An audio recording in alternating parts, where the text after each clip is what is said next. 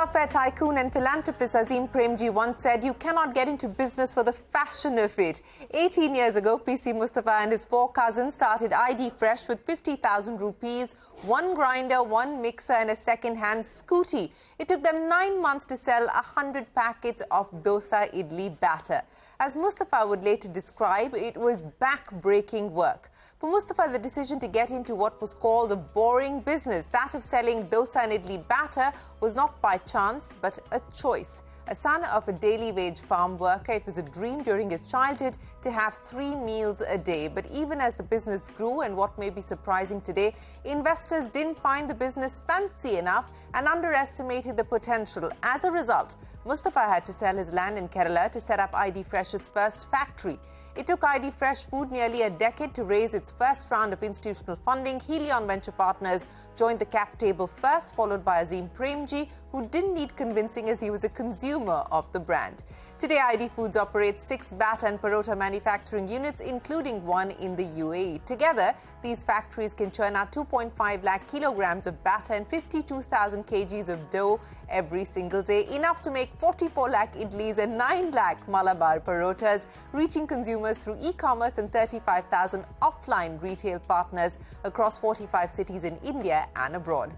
idfresh has clocked over 500 crore rupees in revenue in FY23. Hello and welcome to Young Turks, India's longest running show on startups and entrepreneurship.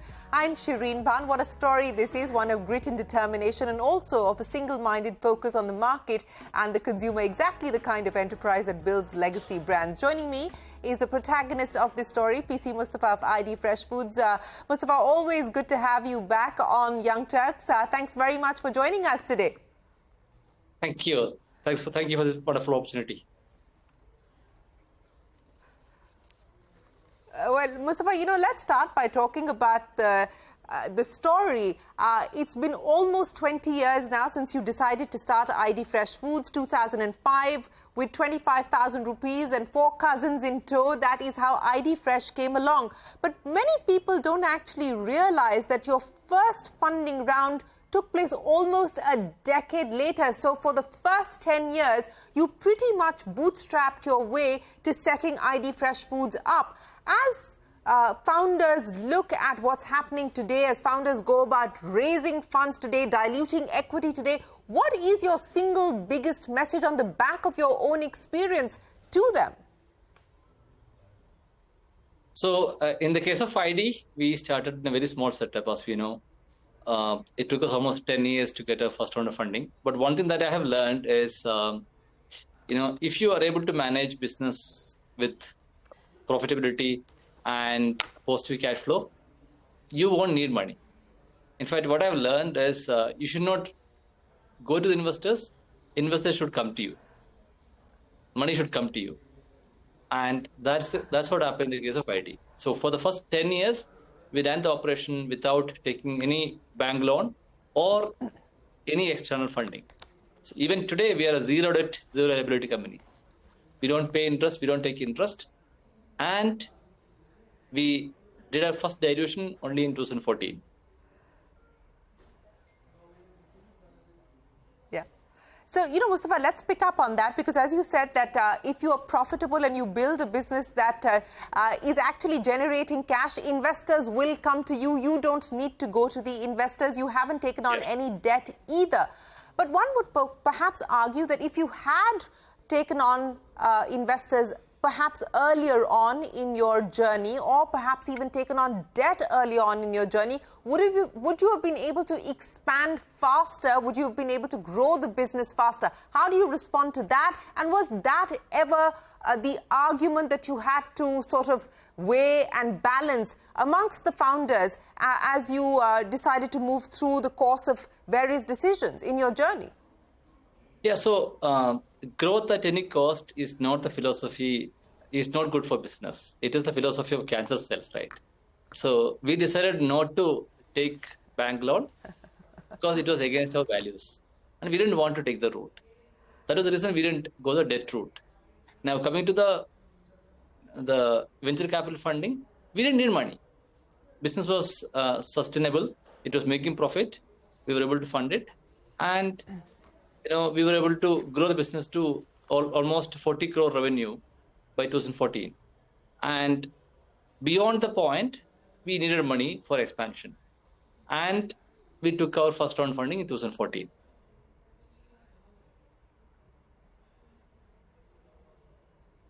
Yes, first round of funding in 2014, and that's pretty much the time when you decided to expand beyond Bangalore, move into other cities, and of course today you are in global markets as well and looking to expand your global presence. And I want to continue on that and talk about some of the lessons that you have learned along the way. Now, you know, you're dealing with idli batter, dosa batter, and in your own words, this was not sexy enough for investors, or they didn't consider it sexy enough as a business opportunity, and they underestimated the market potential of a business like yours. But as you look at the maturation of the market today, and as you look at the headroom for growth from here on, what are the next big milestones that you're hoping to clock? So the international expansion is something on cards, especially into markets like US, UK, Singapore. Those markets we are expanding. We are expanding to the other GCC countries like Saudi, Oman, Bahrain, Qatar, Kuwait and all. And of course, expanding to various cities in India. This is one aspect. And second would be penetrating existing markets. Basically, this is a category creation exercise. We are on the journey of category conversion. And the third would be new products.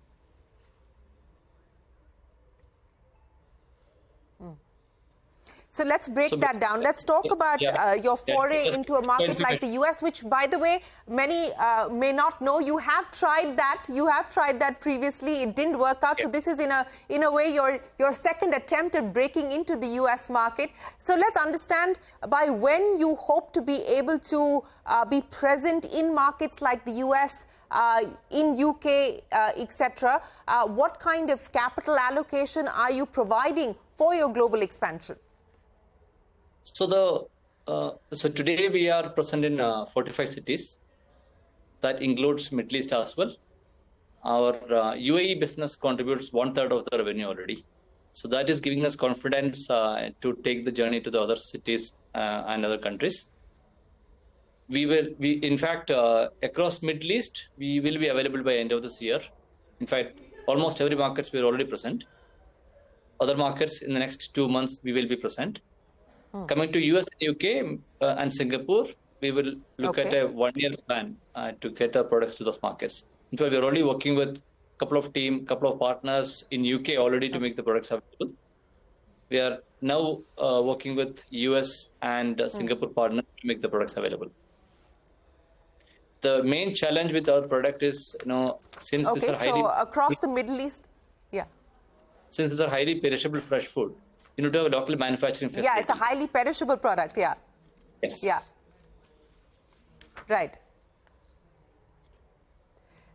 And so local manufacturing is also going to have to be something that you continue to look at. But let's talk about the other aspect. One, of course, is market penetration. But let's also look at category creation. You've got a whole slew of products that you've already launched. In fact, you've now entered the Amul bastion with butter.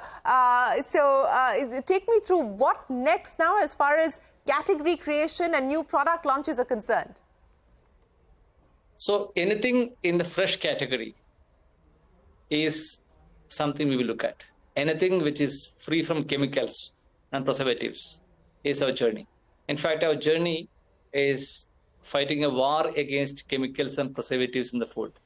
All ID products are 100% natural, no chemicals, no preservatives, nothing artificial in it. We make it exactly the same way our grandmothers used to make at home. So for any large category packaged food, if there's a fresh take on it, that's a game.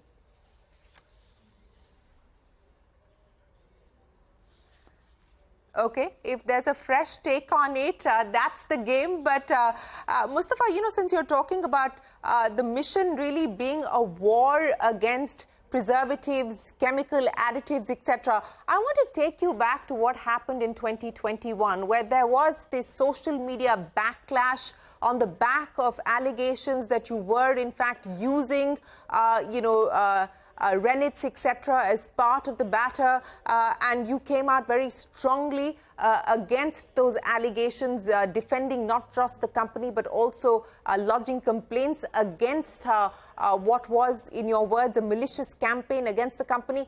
What was that experience really like for you? Because it was a war online against ID Fresh Foods. What did that experience teach you?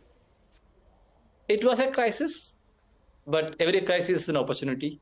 We use the crisis properly to come out clean, and moreover, to take the message of war against chemicals and preservatives and keeping the products clean to millions of Indians across the world. And that really got us the real mileage that we are today. And we sort of had a 20% revenue growth in that 1 month just because of the campaign. So the way but, I understand that you tried to create that adversity into an opportunity, But while you were in the midst of it, and and today you can look back, and you can look back with the benefit of hindsight and talk to me about that experience and what it taught you. But when you were in the midst of that crisis, to be able to gather together, to be able to strategize, to put together a plan on countering what was a massive offensive. Take me through what it was like in that period. And perhaps there would be lessons and learnings here for other founders as well who may have to face similar experiences, similar sorts of crises. What is it that you would tell them? I would probably narrate a story what my IIM prof told me during my IIM days. You got to decide between the mindset of a rat and an elephant. If a rat has to cross MG Road, it will find its way. Nobody will make a note of it. It can take shortcuts. But if an elephant has to cross MG Road in Bangalore, the whole world will know about it. It's the same story with business as well. It's up to you to decide whether you want to be a rat or an elephant. You can't think like think and behave like a rat and become an elephant. So in the case of ID, we had nothing to hide. We made the whole thing transparent from day one and even today. It's the product, the way of doing, and our factory, the whole thing is transparent. We have nothing to hide. And that, the mindset of an elephant from day one, helped us to behave like an elephant and not hide like a rat.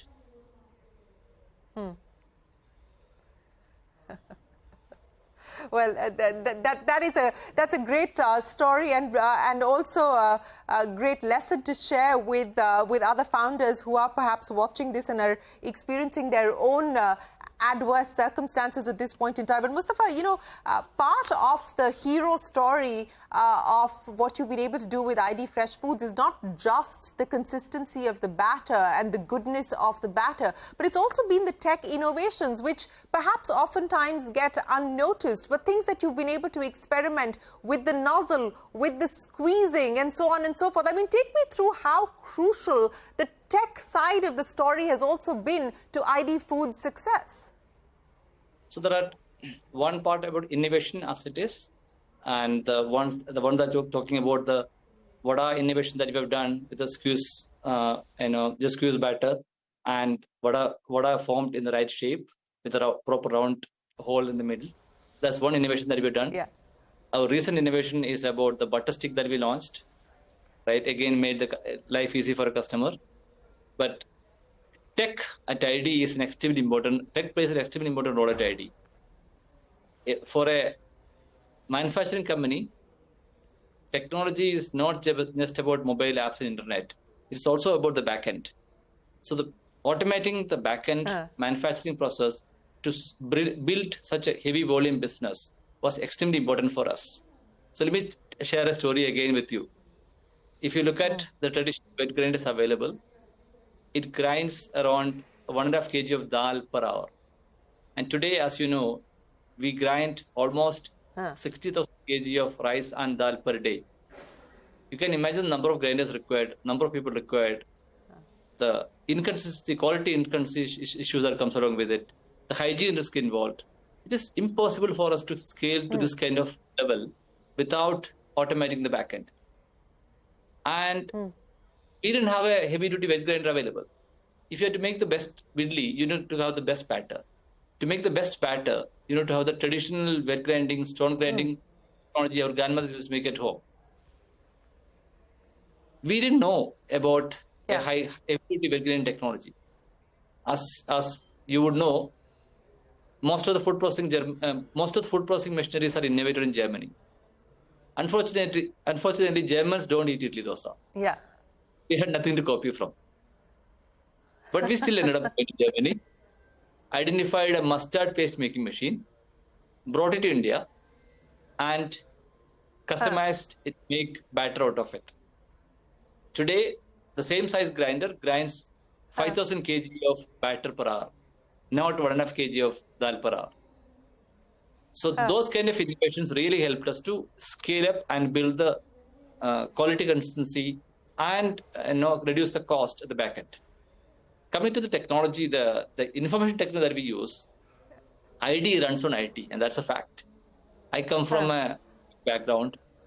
If you look at the complexity in this business, we do go to around 40,000 outlets every day with around 10 products.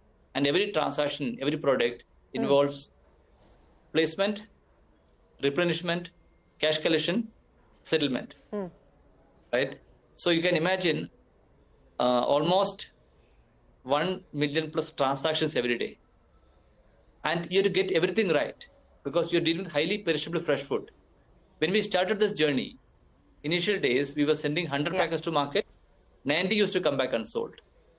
Over a period of 3 years, we started sending 2,000 kg to the market, 500 used to come back unsold. There was no way for us to build a profitable, scalable business with that kind of wastage. So fixing wastage was the most critical aspect for a fresh food business. And that too, a food business without chemicals and preservatives.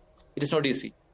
That's why we invested in technology. We started capturing store-wise, item-wise, sales and wastage data for the last 10 years on a daily basis. And we now use this data to predict the demand at the route level, van level, at the product level.